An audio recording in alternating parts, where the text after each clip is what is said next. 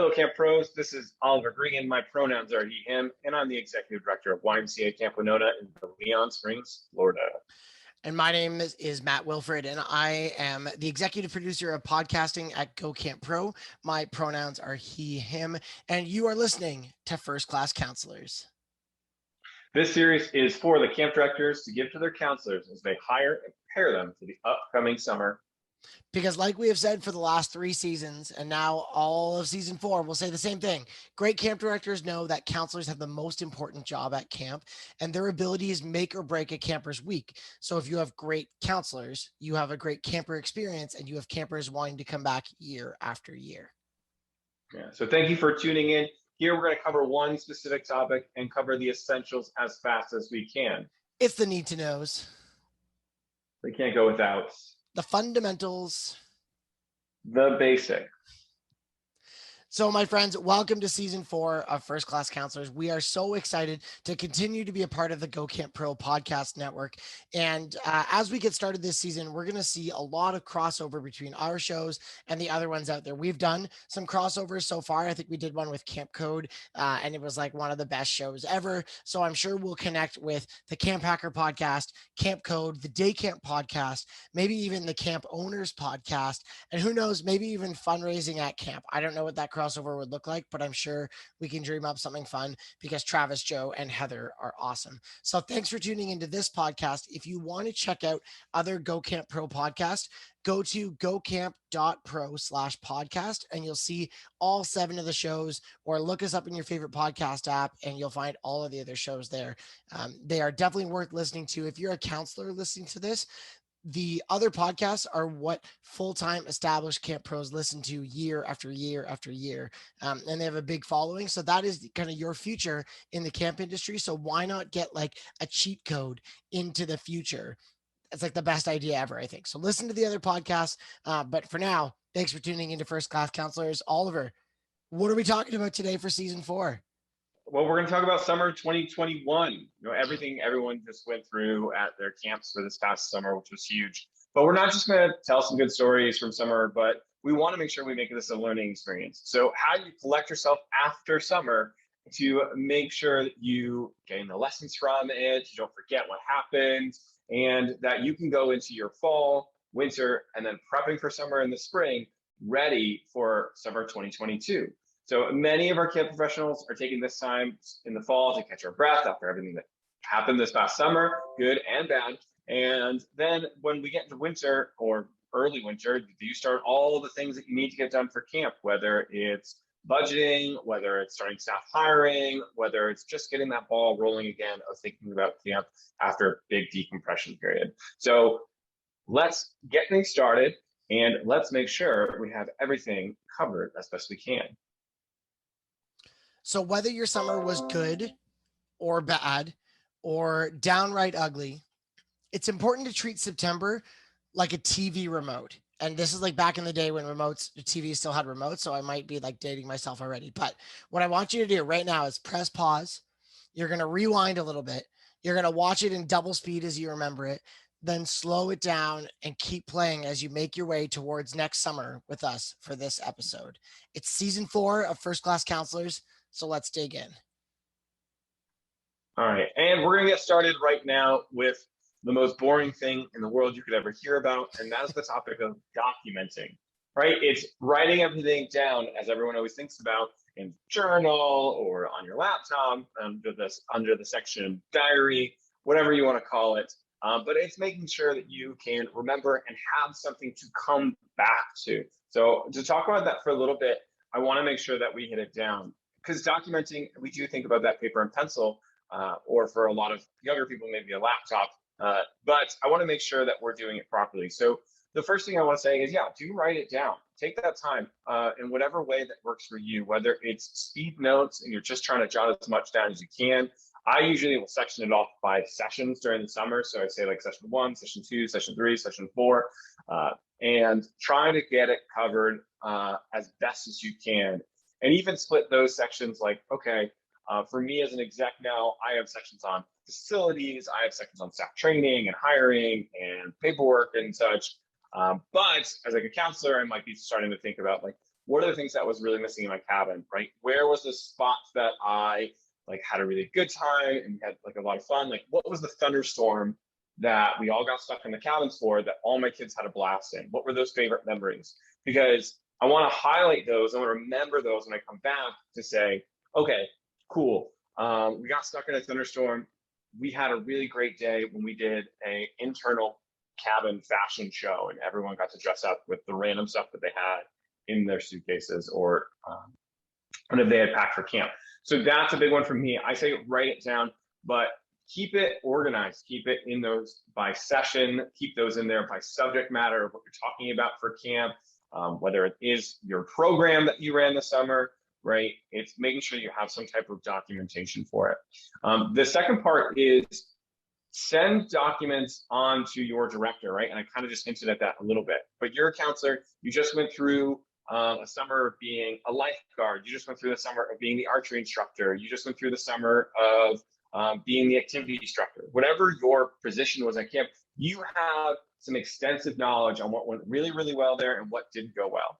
Now, you're not going to write a huge 15-page paragraph or 15-page paper to your director and say, these are all the horrible things that happened to me this summer you need to know about. Your director does not need a 15-page paper on that. They need the quick notes about, hey, this is what was missing from an activity, right? These are like, we started running low on archery targets. We don't have all the paint that we need in arts and crafts. Those are the things that your director is going to be looking for later down the road, so they can go, okay, do we have all the program supplies we need?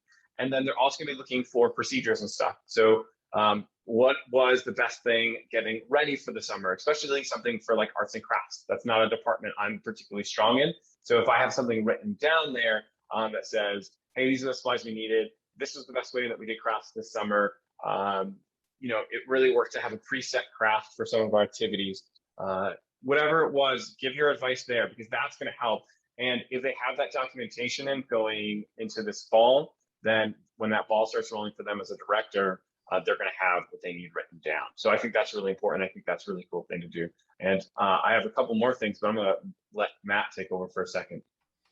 For sure. I think writing it down and getting it down is the first step, right? You can't reflect on something by just pulling out random anecdotal facts. So having some structure, like sometimes if you used your phone to take pictures over the summer, some camps let you do that. That's a great kind of way to go through because it gives you that timeline of what week that was with. Or maybe you pull up your camper list, ask your director for the camper list from that week if that's something they can share. And that'll give you some prompts to help remember. And that'll help you go back. But a tip that I'll give you for going forward when it comes to documentation. So you might not have done this summer, but I did this as a camp director that I think totally works as a camp counselor. And that was called the Better Board. And I talk about this a lot because it's one of the most fundamental practices that changed the way that I set myself up for success in the future. Was that in my office, or as a counselor in your notebook, I would have a big page dedicated to what's called the Better Board or the Better Page or whatever. And anytime something happened, whether it was really good, really bad, or really ugly, it would go on the Better Board. And that meant I was looking forward to making the next summer better. Everything that happened, I contextualized in the spirit of making it better for next year. And I kind of use that to forgive myself a little bit. So if I was a camp counselor and say that maybe a camper went missing under my watch because I wasn't doing proper counting or something like that, or the camper ran away or something like that, I would write it down in the Better Board. I would think about it. What would I do better in the future? And I need to, work on my counting with campers. And that just goes in my book for next year. And then I open it up and I have that ready to go. And just the simple act of writing it down will give you some of that mental relief from what was probably a really stressful situation. So something like the Better Board, whether it's a notebook, you can even start practicing. This could be my eggle for right now, is that you could practice the Better Board now with going to school. How does it feel, getting back into school in September? What am I doing with my life right now that I want to maybe do differently next year? And it kind of helps you kind of go, well, it happened. I can't control that it happened, but I can make it better for next time. So something like the Better Board, I would definitely suggest as you document your past summer. Oh, that's fantastic. Yeah, I would love to have that just at my like in my hands when it comes to getting ready for summer 2022. Because writing it down is not always the most fun. Matt did hit on something that I think is really important, and he talks about like those pictures and things that are taken during the summer, whether it's on your phone because you were able to have your phone when you walk around, or your camp had a photographer and then they documented everything as summer's going along. And you're just so busy with your kids, you didn't have time to look at it. But go back, find those pictures. That counts as documentation. That counts as something that happened that summer that you want to look back on and enjoy. And more than pictures, sometimes video. And that's really where my next hint is here is take the time to maybe, if you're not a writer, turn on a camera and then talk about camp. Talk about certain things that you want to talk about from summer 2022, just speaking to your camera, or have like a group of counselors all come together on like a Zoom meeting and record it where you all talk about your different experiences, right? Just have that closing meeting. And if it's recorded, it's something that you can go back and watch kind of like a little mini movie later on. And just like, oh man, like I totally forgot about that. I'm so happy we talked. And for some people who don't want to write stuff down, that's a lot easier. But also we're starting to get, I think, into a world where technology is so friendly in this atmosphere to videotape things, to record things through media, that I think that's a great way to do it. Another kind of idea that had popped into my head when we were doing our show notes and getting ready is there is a series that many of you might have seen on YouTube with Billie Eilish. Billie Eilish, obviously super famous musician and artist, but she started doing these like interview videos where every single year at the same point in time, she gets interviewed and she gets asked the same questions, and then she answers them to as much honesty as she can at that point in time. And she can compare herself now year after year. And if you like go onto YouTube, you can look it up, Billie Eilish interview YouTube video. You can see her and how she changes year after year based off of all the things that are happening to her in her life. And it's very interesting. But I feel as if that would be a really cool thing to do after every single summer, right? You get to see yourself summer after summer and how your life is getting reflected through it, which I think is really awesome. Oliver, that's awesome. The one just quick remembering, just putting my camp director hat on here, when it comes to you writing these things down and recording them, just make sure you're respecting confidentiality.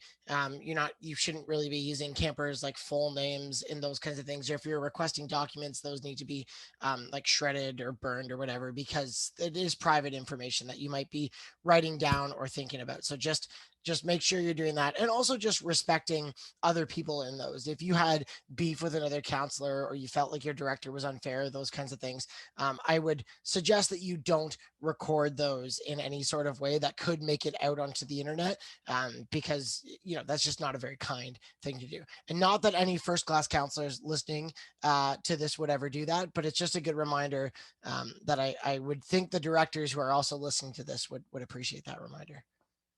Yeah, and it's super important too. I think as we are learning that everything can end up on the internet, we are getting a more positive mindset on like, think about solution-based speaking versus just complaining, right? Like these ways of recording are not meant to be a vent session. They're meant to be a kind of reflection and what we could do better for next year, not this person was horrible or a horrible vent session that you can't take back. Right. All right. But on that note, sometimes you do need to just decompress. Now, we did start with documenting because it is so important to have right off of the bat. Like if you don't document quick enough, you're not going to get the information that you need. But you also need to make sure post-summer that you are decompressing. So my advice right off the bat is try to find a non-camp person to talk to. Find someone who is completely unassociated with the organization. That can be a family member, like a mom, a dad, or a brother or sister, or somebody who's not affiliated with camp. But understanding too, sometimes they have like that care for you, where they're going to put you before everything else in the world. So although mom, dad work, they're great, but maybe find a friend from high school, a friend from a sports team, a friend from somewhere who's just not affiliated with camp, that you can like sit down and have a chat with and just be like, hey, look, I just had this amazing, great summer. I'm so happy about it. But also like, can I vent to you? Like, can we go out for lunch together and just talk about what I did this summer, because there's just so much, right? And that person will hopefully be able to offer you the decompression that you're looking for. And on top of that, right, the other thing that I say is these conversations typically post-summer are 100% you vent a lot. But make sure you vent both sides. I think that's one of the best things you can do for yourself as a person when you start to learn about perspective. So I say, hey, look, I'm going to vent about the things that I experienced this summer, but I also kind of want to vent for the people who are around me. I want to vent for my co-counselor who had to deal with me. I want to vent for my activities director who had to handle me like not showing up to time with my campers ever and ruining the schedule. I want to vent for those people too, because I think that when we are at our most stressed and like can't handle it and we're just like, oh, I can't believe this. When you take the time to not just think about your feelings, but you think about everyone's perspective in that situation, you will handle the next situation in a way where everyone's feelings and everyone's perspective matters. So take that time where it's not like, oh my God, the world is crashing down on us. Like everything has to happen to the minute at camp, right? Or kids aren't going to eat on time, or kids aren't going to get to do the activity. But now it's post-summer and you can finally vent and you can like go home and go to bed early and not have to worry about watching your campers. Take that time to just really be like, all right, cool. Like there were all these other things that I wasn't thinking about when I was in the moment that now I can vent about and talk about. So next time I have perspective. And I think that's really important. So talk to that non-camp person, try to make sure they're not mom or dad or somebody who's really close, although they work. But find that friend who's just like, I don't know, instead of going to summer camp and joining you, they decided to work at an ice cream shop or something and they had a great summer. But also like have kind of no idea what you do at camp. Also, I think this is funny because this is also coming from me for a specific example where one of my staff did this and they talked to a friend who actually had worked at the ice cream shop, and now the ice cream shop staff member kid wants to come and work for us next summer because they're like, oh my God, like that sounded crazy, but like a lot of fun, and I want to try it. So it's not a recruiting strategy because you're being honest with them, and sometimes honesty is a tough burden to bear. But hopefully they'll hear that story and be like, wow, that actually was incredible. You did some crazy cool stuff. So that's my big one. Talk to a non-camp person. Cool. All right. My one tip for you is to do productive things that you couldn't do while you were at camp, and kind of just take advantage of that celebration of camp coming to a close, because camp is one of the busiest places in the world that I've ever worked. I often say that camp is the best place in the world to be busy and stressed out because it's at camp and the context is it's working with kids. How stressful can it really be? And when you take that step back after the summer, you're like, okay, you put it in perspective. It's not so bad. But the things you can't do while you're at camp are take some time to learn the ukulele, or take some time to play the guitar, or any kind of like gentle skill building where you're not trying to like become the best at anything. You're just doing something because you're curious about it. Because at camp, sometimes we build skills and use those skills in like the same day or the same hour that we do it, because you kind of just have to, you have to. That's how camp works. So take it easy with yourself. Watch a couple of YouTube videos on how to do some knitting if that's what you're into, or some plant identification stuff. I'm not here to tell you what to like, but what I'm here to tell you to do is just take it easy and learn something a little bit, because it's too easy to say like, oh, I'm going to decompress just by like binge watching Netflix. But really, that's not going to give you any sort of like challenge or any kind of good feeling. It kind of just is an escape from how you felt in the past. So, but do it gentle. Don't be tough about it. The next thing is something you can't do at camp is explore new foods. If you're camp, sometimes you unfortunately have like the summer of beige food, and that's just the way that your camp is. I'm hoping that camps are moving away from like the beige oven reheated food, but it happens sometimes. So, find a list of like best exotic restaurants in your town, or best international cuisine where you live, and explore that a little bit and have some fun. And then obviously, taking some time to rest, that mental and physical rest that you can have, and getting a good sleep routine, or not pushing yourself and walking 20,000 steps every day, that can be easily mitigated by a nice midday hammock. Take a couple hours off midday, lay in a hammock, and just chill. Read a book that you want to do, or that can be part of your skill building time if you want to read or play guitar or something like that. So do the things that you can't do while you're at camp, and that will kind of help you celebrate the time moving forward. Yeah. And I think we've talked about it a little bit, because I definitely still do it today, where you have like a post-summer New Year's resolution, right? Like myself as a camp professional now, like after New Year's, things kick up for me as a director. So I'm not really able to focus on like personal growth or anything. I'm now instantly into, all right, let's get everything ready for summer. But yeah, post-summer, like when you get into September after a little bit of a decompression period, you say, my New Year's resolution starting now that summer camp is over, because I have the fall to kind of think about it, is going to be da da da da. And that's always been something that's worked for me, where I actually get to pick up a skill or something. Like I think Matt and I had talked about it last year. We had put in like our resolutions at some point, maybe for at New Year's, because it was themed around an episode. But like mine was physical fitness, and I've lost like 40 pounds. It's great. But I was actually able to like stick to it rather than forgetting about it. So yeah, Matt, that's a great point there, where you really, really think about those productive things that you can start doing and changing so that you can get yourself back in action. Also, going out to eat at a restaurant that has non-veg food is amazing. Eat a vegetable. They're incredible. You might have forgotten, but on a completely opposite note than Matt, though, I'm an advocate for an off-camp adventure. Like I say, summer is over. Go do something that will separate you from what just occurred during summer, right? This does not need to be a huge like week-long trip to Hawaii where you are sipping out coconuts on a beach.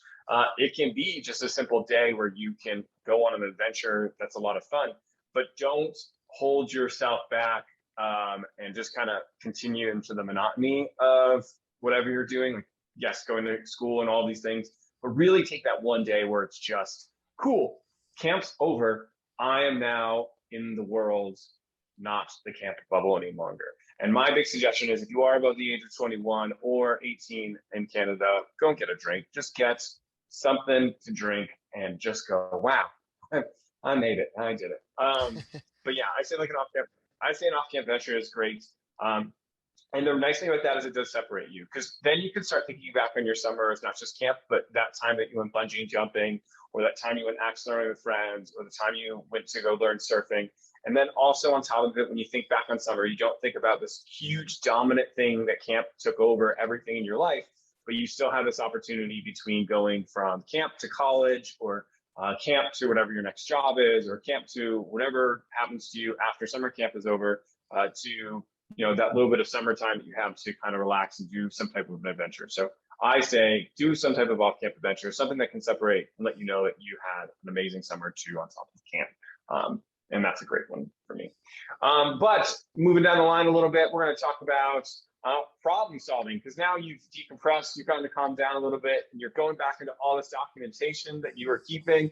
And now you come back and you listen to this episode and you go, all right, I need the third part of this magical equation that Matt and Oliver have put together. And that is, how do I make sure that I'm problem solving for next year, for summer 2022, or whatever summer is coming up when you're listening to this? Matt, do you want to kick us off on this subject? Absolutely. Yes, I like this, that we're talking about this third, because you've written things down and you've kind of set them aside, and you've given yourself some space between what happened and what you'll do about it. And now you're moving into thinking about, okay, what can I do about this for the future? And I guess that's kind of like the second step of the better board. Two questions that I almost always ask either groups after doing team building exercises, or that I ask myself when I'm thinking about how something went and how to move forward. I ask these two questions. First, if I could go back in time and tell my past self a secret about what was to come, what would I tell that person? And often that will bring out some of the ideas. So you could say, if you had a really, really hard summer for a specific reason. So again, if you had campers that ran and they went missing on your watch, one of the things you tell your past self to is to not get lazy on counting my campers. and that will help remind you of that solution going forward. You've solved that problem in that sense. But it could also be a deeper thing, or a more like a less specific thing. You could say, I would tell myself to go into the summer with more of a growth mindset, or I would tell myself to be more open to other people's ideas, because that caused some friction in the summer. Anything where you had some sort of conflict, this is a great way of looking forward. And you can kind of either get that down in the better board, or just kind of treat that as a mental exercise. The second question I would ask is, what do I want the end of summer 2022 to look like? So you know how you feel now after the summer of 2021, and maybe that is stressed, maybe that is burnt out, maybe that is joyful, maybe that is looking forward to the next year. What feelings do you want to have at the end of next summer, and how can you start those start figuring out what you need to do to feel that way now? Or what do you need to do at the start of summer 2022 to feel like those ways you want to feel now? Because sometimes you could just say, I want to feel the opposite of how I feel now, if it was a bad summer, or I want to feel exactly how I feel now, and then go a little bit deeper and think about how that is and why you got there. And that can prompt some good problem solving, a good problem solving mindset. Yeah, I think for me, when you start doing this problem solving, you need to make sure that you're going to be in a solution-based mindset for how you're going to start completing these tasks, right? Am I going to be just venting, which we talked a little bit about this, about a situation, which is totally fine. You need that time to decompress. But am I going to start putting things forward about making sure that there's a solution for this problem next year? Because there's nothing worse than coming back to summer 22, 23, 24, 25, and it's the same thing over and over again. You're just not fixing it. I think a lot of camp directors feel like they're in this boat all the time, because there's only so many things you can handle, right? So one thing is, be excited about the things that you know you can fix, right? Especially for myself as a camp director, like I'm looking forward to summer 22, and right now in my mindset is like, all right, what other things that I can take care of before then? And that's crazy to me, because I have essentially 9 months to gear up for summer. But even I, as the director who has control over all these amazing things, I'm still saying to myself, what is in my control, right? So you as a counselor too have to start asking yourself, what is in my control that I can change in the next 9 months? And here's the kicker. For a lot of counselors, really the number one thing that you're going to be looking into is behavior management, right? Like what are the behaviors that I had this summer that I need to change or adapt going into summer 2022? Those things are in your control, right? So like Matt said, it's not about saying like, all right, I want to make sure that the camp director knows that every single cabin needs a bulletin board on the front of it. So that way we have like our daily schedule and everything, right? That's the camp director's thing that they're going to be thinking about. And you can write that down, give that to them so they can think about that as an idea to try and solve some communication on camp so everyone's on the same page. But at the same time, you as a counselor need to think, okay, next year when I'm a counselor and I'm in the same position I am this year, don't always think about having to go to the next level in camp. Like you can be a counselor multiple years, you can be the activities director multiple years, you can do a gosh darn good job at it one time, you can definitely do a gosh darn good job at it, if not better, the second time around. So now you're looking into what are the things that I can change? How do I distribute the schedule? When am I distributing the schedule, right? If I'm giving the all camp day, big theme day schedule on the morning of, is that a problem? Yeah, let's start to think about that. What if my staff got that the week ahead of time? Those are things you can start to change as a leader at camp or as a counselor or whatever it might be, right? If you struggled with, handling homesickness, what can you do during these 9 months to say, all right, how can I become better at handling homesickness? And just because you don't have kids around and you can't practice doesn't mean it's not available. When I was in college, I was a first-year student advisor type of person, and first-year students who were scared to be at college for their first year, it was really their first time away from home. I was working with 18, 19-year-olds who are having the same problems that I've seen with a 7 or 8-year-old, and was able to keep that skill practiced and refreshed going into my next summer as a camp counselor, right? So think about what's in your control. What are the things that you can do to change? And start asking yourself, like, am I spending money in order to change things at camp? for my solutions? Because if you are, then you're not staying in your wheelhouse, which is being a counselor. And are you trying to change an entire procedure or program at camp? Yeah, these are things you can work on for the 9 months with your camp director and trying to find out. But really think about what's in your control. What are you capable of doing? Because camp. You just went through a summer. You know what it's like when you have to head on out to run a program that maybe you haven't really had to run before. Like you're going out to survival and you're like, I'm not a good fire maker. It's week 7 of camp and we did fire making during staff training and I have not started a fire since then. I've avoided that task and now it's coming to fruition. It's time to start a fire or my kids are not going to have a good time during survival stay. And it's saying like, okay, cool. Now it's time for me to kind of learn how to build that fire.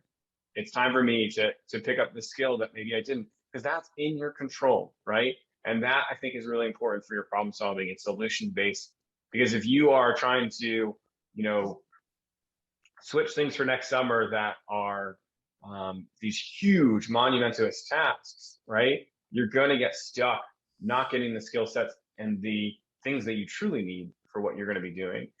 All right, and my next point of advice is make a calendar. We constantly say to ourselves in program casting for the 9 months that we're not at camp, and we say, hey, let's do this. Like, I want to work on this. I want to get this done. But take the time to actually put it on a calendar. Throw it on your Google Calendar and write down, hey, don't forget to learn how to build a fire. Don't forget how to cook some outdoor meals, right? How do I cook over the fire?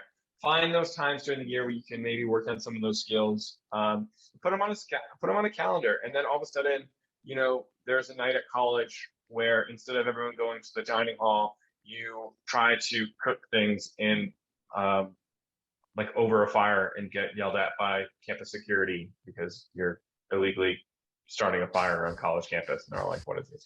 But do those types of things, like try to schedule yourself to actually do those so that you are held accountable, because you're just going to forget about it. And then all of a sudden your camp director is going to be calling you, reminding you like, oh, this is the hiring procedure, please get these forms in. You're like, wait, but I have exams that are coming up and it's May, and then camp is starting in June, and I forgot all these things that I could have done to be a better counselor. So you can start working on those things to get better. Calendar, put it on a calendar. All right. The next thing is make sure you do leave with camp something more. We talked about in so many videos the benefits of camp, but really when you're leaving camp, make sure you're leaving with those benefits, right? And if it's following up with your camp director, a few weeks after, or even a couple months after, and just being like, oh, I totally forgot to ask about this. Make sure that you are getting the things out of camp that help you in your own life. Like when you leave camp, there's so many things that we can talk about. Matt, what's some of the stuff that you want to make sure you leave camp with when summer's all said and done? Okay, I've got 2, but I'll be super quick. I'll do one, you do one, I'll do one, you do one. Sound good? Yeah. Okay. First thing, I want you to get something, because Oliver wrote the topic as leave camp with something more. And I interpreted that as 2 ways. You leave camp with something more for yourself and leave something behind at camp with something for them. So this is the one you can get for yourself, which I think is the topic you were going for, Oliver, but it's okay. We're flexible here. The first thing is to get something for yourself.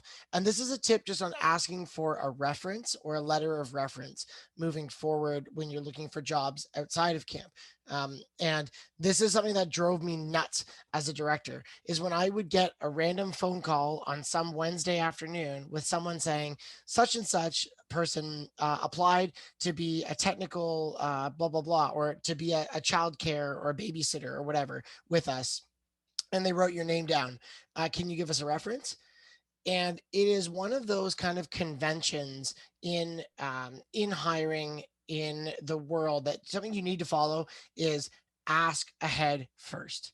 You need to give the person notice that people might be contacting you, and you can ask. The best way to do is to give some advance notice and say, hey, I'm going to be applying for this job. May I use you as a reference on my resume? It can be as simple as that. This is even more important when you are asking for a letter of reference for either maybe it's a college or university application, or if they need that as part of another job. It's really important that you give your camp director lots of notice, because just because camp is over for you, it is not over for your camp director. And they still have, maybe it's fall programming, or whenever you do it, they have stuff going on, and they will happily do it for you if you give them time. So like 2 weeks notice is usually a great, for me at least, that gave me enough time that I could look at your evaluations and I could write you a nice reference letter. If you ask me for one in 24 hours, I'm either not going to be able to give it to you and I'll say, I'm sorry, that's not enough time for me, or it's not going to be very good. It'll be pretty generic and it'll probably end up saying, please call me. They seem pretty great, but they didn't give me much notice. So make sure you give them that 2 weeks notice. And a helpful reminder after a week isn't a bad thing. If you say I need it by this day, and maybe we're getting like 48 to 72 hours away from that deadline, it's totally fine to send them a follow up and just say, hey, just a reminder. Yeah, and I, as a professional, really would love if somebody did get a reference letter when they were leaving camp. But I would also love as a director where I didn't have to do a reference check, because someone who I'm hiring already has a reference ready for them, right? And it might not match up with my company's reference check, so I might still have to do a reference check or something. But if somebody sends in their resume and sends in their cover letter, and then, oh, look, there's also like this cover letter, or sorry, there's also this reference letter that's accompanying you with it, then I know, okay, cool. Not only is this person a good hire, but on top of that, somebody else is telling me, hey, you should really hire this person. And that is a huge win, because to be honest, I'm not going to write a decent reference letter for somebody, A, who didn't do a decent job during the summer, or didn't do decent employment, but also B, I'm not going to write a fantastic letter for somebody who can then just go and use that letter wherever they like if I don't really think that staff member is good. Not only that, but as an employer, I know a good staff member is going to ask for that reference letter. Like somebody who's on top of their stuff and like really knows what they're doing, and it's ending summer and goes, oh, hey, I would love to have a reference letter because I know I'm going to apply for other jobs and it'd be really great to have this. You are setting yourself apart already from other people who might be applicants. So think about that in yourself. So when you are leaving camp, get that reference letter Matt's talking about. On top of that, I'm also thinking about, you go back to school, right? Now you're back in college, and there's this wonderful human being who's called an academic advisor or supervisor or career advisor or supervisor, whatever title they have. They're there to help you. Pretty much every institution of higher learning has somebody that they assign to you. Go to that person and say, hey, look, this is what I did this summer. These are all the things that were involved with it. Is there anything I can get on top of what I've already done? And sometimes they will tell you the horrible answer of, well, it already happened, so there might not be anything we can do about it. But they will definitely be able to find a way for you to turn that into something productive, whether that becomes something that you can work at in your field, whether it is going back to camp the next year and actually having a plan of action to walk away with. They probably can think of some way of making sure that your experience at camp now benefits you in a higher way. Like, for example, like continuing education credits, CEUs is the common acronym that's used for them. But sometimes camp can work into those in some way. So I advise you to take a look into it to make sure that you can get those covered. The other thing that I advise you in is don't lose out on having camp as a contact. You can always go back to them for having fall hours, right? And so we can have outdoor center groups at camp, and you could be potentially one of the people who's working with them, or there might be a special event that's happening and you can come and volunteer. Don't just think that camp summer is over and therefore your time with camp is over, other than happy reunion times. Think about it as oh, I am now involved with this organization that does all these other things, especially if your camp is like mine, where I'm a nonprofit. So we are always looking for people to come back and help out. And it really does make us a great place to kind of be as a connection point for everybody, like an excuse to see everyone again and do those reunions, but also for you to collect a few volunteer hours that you can put onto your transcripts so that you can start to improve. Those are my two big things to make sure you do leave a camp with this. There's so many other things, though. Don't miss out on amazing things that camp can offer. You can check out some of our other podcasts for that. Matt, did you have anything else that you were trying to make sure people can leave camp with? Yeah, I want to. This is my something to leave camp with, as in like give to camp. Um, And I think, Oliver, you touched on it in the very first question, but I wanted to expand on it just a little bit about how to give your thoughts and feedback to the full-time people who work at your camp. Because we, as directors, I say we love getting people's feedback, right? You have such a unique perspective as a counselor of what really happens on the ground from a day-to-day perspective, and we need it. So when you're giving feedback, there's a couple of things I want you to think about to make it the most helpful, and this will just help you in life in general. So first, offer feedback before you give it.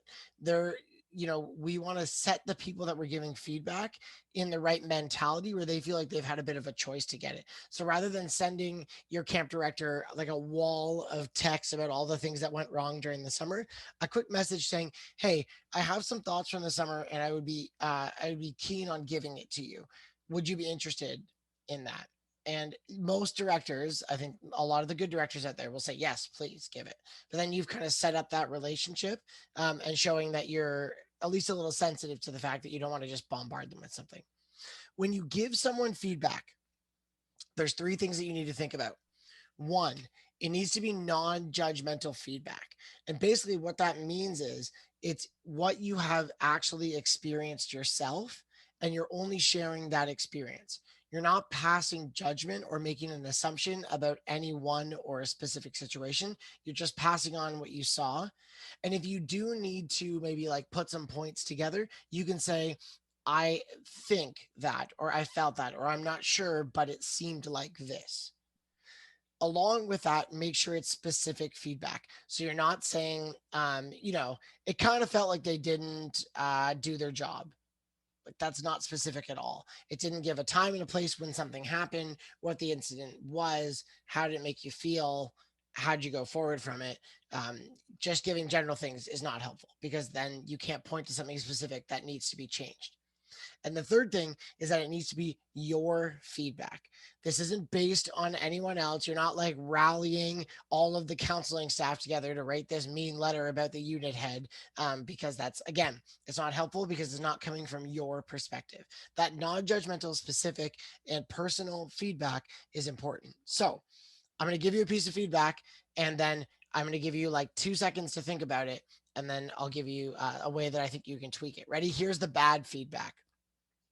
"Dear camp director, the counseling staff felt like our unit head didn't care and just sat in the office the whole time. So please take 3 seconds, think about it. How would you change it?" Okay, here's an idea of how you could change that. Because if you felt like that, there might be something there, but that's not going to be a helpful piece of feedback to give to a director. So this is how I might tweak that feedback. "Dear camp director, I noticed that 4 or 5 times throughout the summer, the unit head didn't get back to me when I needed them to help with campers that weren't getting along in my cabin. To me, it felt like they should have been more present in the day to day so they could have seen the problem for themselves and responded quicker." So, all of those things, I took a very general, judgmental piece of feedback and framed it from my perspective. I was specific about it. I gave a potential solution of how I felt. And I said, "I feel," or "I think," right? I wasn't so sure to say that I knew all the answers, but I gave a bit of a suggestion. So, anytime you give feedback, this is definitely something you can practice this year if you're giving feedback to teachers or to your parents or your coaches or your caregivers or anyone like that. Practice that non-judgmental, specific, and personal feedback. Yeah. It's so important too to have evidence. Like I have always thought about it as being important, but you make a great point of saying, don't just say, "This is what I think was going on," or whatever, but actually have that specific, like, "They weren't here at this event where they were supposed to be there," right? Or "This was something that we were told that was supposed to be handled at the beginning of the summer, and it definitely did not happen in the way that it was intended," right? Those are helpful things of feedback because there's a structure to camp. There's a way that it's built and designed in order to work. And uh, feelings are, I think, really, really important. I think that you should be dictating them because feelings dictate where problems are. It's kind of like when there's a hole in a flotation device, right? And you need to find where it's leaking. Feelings are that air that's coming out. You can hear that there's a hole and you just need to find it. But the specific problem is the hole, right? Right. So at the end of the day, you are looking to find that hole, cover it up, and make sure that it doesn't leak anymore. And I think that it is so important that you provide evidence, which are those feelings, to find that hole. So it's like, I hear air coming from this part of the flotation device. We should probably look there. And then you're listening for that air to be pulling out. So that I think is really important. Have that evidence. As a director, I will 100% say there is nothing I can do if you don't have evidence. Like if you come to me with feelings, like yes, I can be supportive, I can be caring, I can definitely hear you out, but unless you can tell me something specific that's happened, it makes me, my hands are almost always tied. And I want to be there to help you. I want to make you feel better, and I can do that a lot better if you can articulate yourself in a way of evidence. It's saying, yeah. I agree. I totally agree with you that evidence is important. I want to kind of build on the fact that if you just have a feeling and you need to get that across, I would say don't hold that back from your director. But Oliver's right in understanding that you need that think about what happens to your feedback, right? Think about that. If I say to Oliver, if I'm a camp counselor, Oliver's my director, and I say, Oliver, this person was never around. They were just in their office all the time, right? That means that Oliver has to pass that feedback on to the unit head, and he has nothing to go off of. So it's not that Oliver can't do anything, but it's the unit head that really can't do anything because they're not given any specific points of how to get better. And as a camp director, then Oliver can't hold that person really accountable because they don't know that Oliver doesn't know the full story.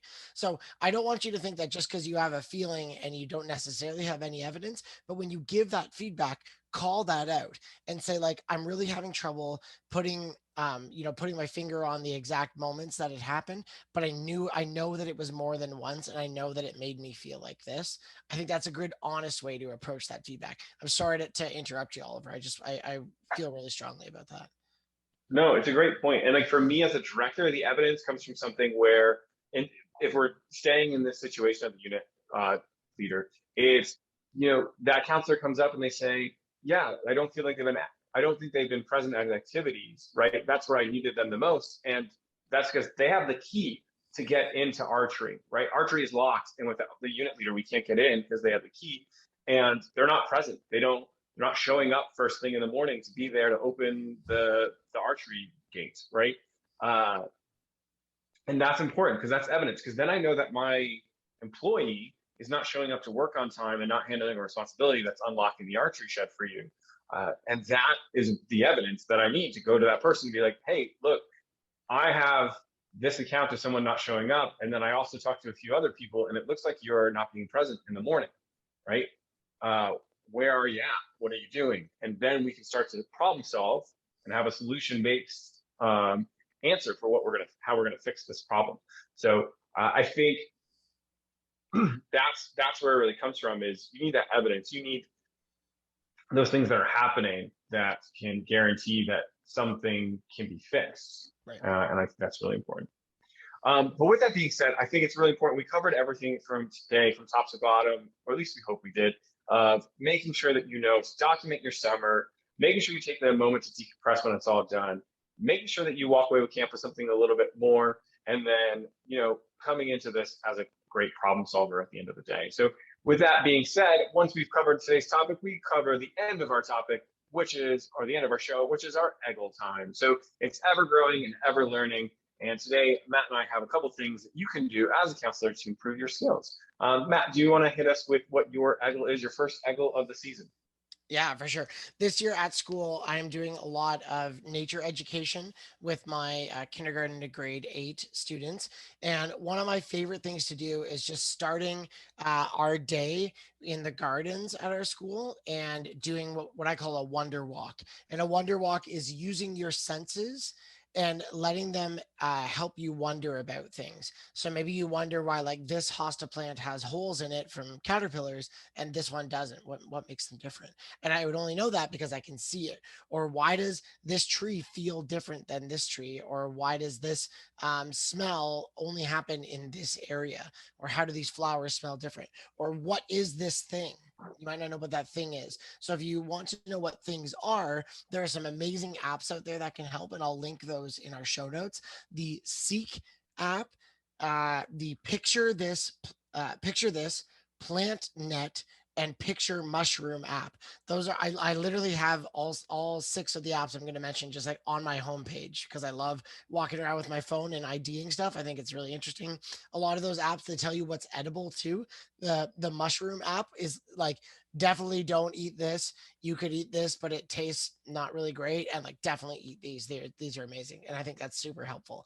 And then I also have the Google Lens app, which if you have an iPhone, you can just go into the Google app. But if you have an Android, it's automatically on there. Just search lens and you can point it at something and it'll tell you generally what it is. Usually I use 2 or 3 different apps because I'm a big dork and I actually want to know what it is. And the last one that is super cool is if you're into birds, the Merlin app is one of my favorite apps because you can, if you hear a bird calling or even a woodpecker pecking, you can hold your phone up and record the sound, and the app will tell you what bird it is. And I think that is super cool. So even if you can't see the bird, it does have a good bird ID function, but even if you can't see it, you can only hear it, it'll tell you what it is. And I just think that's really neat because you can get to know the natural world around you. And that is definitely something you can pass on to campers when you get back to camp next summer. Man, yeah, those apps are great. Especially, I mean, even for me, I'm thinking right now at camp, like I'm down in Florida now. I haven't started to be able to like identify a lot of the birds we have down here, Mhm. or some of the new plant life and wildlife that I'm encountering. So I might have some new apps on my phone pretty soon. Matt, thank you very much for now getting me even more distracted from my responsibilities. That's right. Yeah, so mine is I'm happy to say that I am not the musically gifted one on our podcast. That is 100% Matt. He can do things with a guitar. He has actually a good singing voice. These are things that Matt can do that I can't. But I am not someone to disrespect the importance of music at camp. And I think it's really important that you do take the time, whether you are a musically talented person or not, to learn some quiet songs. There are some of the more powerful things I think that happen at camp. So for some people, they can, like Matt, whip out a guitar and sing a beautiful song and a rendition of something that will lull you into a moment of comfort. Um, However, I do not have that same talent. So I've had to rely on some of the songs or some of the actions and things that you can do to kind of calm everybody down at the end of the day. And the reason why I bring this one up right now is because it's, for me, a way that I decompress. So like when I come home at the end of the day, or if I'm maybe having a stressful situation, I have quiet songs that are just in the back of my head that I notice I start to sing to calm myself down. So in like stressful situations, and like and I'm gonna kind of go through a couple of them with you that I know really, really well, but just for time, I'll just get the basics down, and then that way you can do it. You can learn a little bit. So one that I sang a lot this summer that my camp really enjoyed was the Polar Bear song. There are some camps that do this in a very loud version. The Polar Bear song being very simple. It's a song, and then as you finish the song, each time you go back through, it becomes a hum instead. I may have sang this before, I don't know, but we want to do a song episode, so I'll probably sing it then too. But the song simply goes like this. 40 years on an iceberg, sailing the ocean wide. Nothing to wear but pajamas, nothing to do but slide. Wind was cold and icy, the frost began to bite. I had to hug my polar bear to keep me warm at night. Sailing the ocean wide. Nothing to wear but pajamas, nothing to do but slide. You go through the whole song again. Every single time you sing through, you just hum one more line until eventually you're humming the entire song. So my staff down here had never really done quiet songs before, and I sang that at like our first campfire to get everyone quiet down. And then all of a sudden, my staff were asking me to sing it at every single campfire to get everyone calm for the night. So that's a great one. There are also a lot of others. I like go back to the mountain and turn the world around. We come from the mountain, we come from the mountain. Go back to the mountain and turn the world around. So it's called the Mountain Song, but or at least that's what I've always called it. But you have the mountain, the river, the fire, really whatever you want. I've heard so many different renditions of it at this point, but it is a great song. And it's one of the ones that I definitely find myself singing as I walk around the house. And then finally, those are kind of like like camp song, quiet songs. So they're easy repeats. You can come back to them and they're simple. You don't really need to be in key to sing them, which is why they're such benefits to me, or you don't have to hit a tune. But I do have some others that I've really enjoyed over the years. You may have heard Land of the Silver Birch is another great one. River is another favorite of mine. And then another thing that I really love is sometimes camps will take, really, really popular songs and just switch the lyrics over to something that is a little bit more associated with their camp. I know there was a song called 7 Years that was really popular. And I remember a camp that I worked at, we took that song and we switched it over. So it was, once I was 7 years old, and my parents told me, we're sending you to camp where you'll be happy. As you can see, I can't keep a tune to save my life, but I have these song lyrics on my Google Drive, which I'm looking at right now, so I don't forget the lyrics, because that's another issue I have with musical skills, because I can't remember the lyrics to any single song. But you can arm yourselves with these, and they're not just songs that you can sing to decompress, but they're songs that you can learn now that you can put your cabin to sleep at night when you get back to summer camp, all the way in the future. But it's also just great to have them into your arsenal. So if you do want those, you can email me directly, and I can hand those out to you. Speaking about getting a hold of us, Matt, if we want to get a hold of you to maybe figure out what these apps are, or if you've learned any new ones, how can we get a hold of you? Yes, for sure. I am always happy to talk nature, talk camp, or anything and everything in between. You can email me at matt@gocamp.pro or find me at Iscus on Instagram, ISCUS. How about you, Oliver? Wonderful. Yeah, if you want to get a hold of me, it's oliver.gregan.scd@gmail.com. So you can get a hold of me that way. You can also reach out to me through Facebook, which is just my name, so you can find me there. If you did enjoy today's show, we would be so grateful if you would leave us a review wherever you're listening to the podcast. Your ratings and reviews not only tell us what you like and don't like about the show, but it helps boost our rankings and help more people discover the show, so there are other great counselors in the world just like you. That's right. Don't forget to check out the show notes to find all the apps and anything we chatted about today in the show. And then a reminder to go to gocamp.pro/podcast, and you'll find all the other great things that we're doing on the Go Camp Pro podcast network. Yeah, we're starting to become like the Marvel Cinematic Universe with podcasts. So, That's right. So look forward. We're all going to be superheroes soon. But with that being said, thanks for listening, friends. And remember, camp is camp and camp's all good.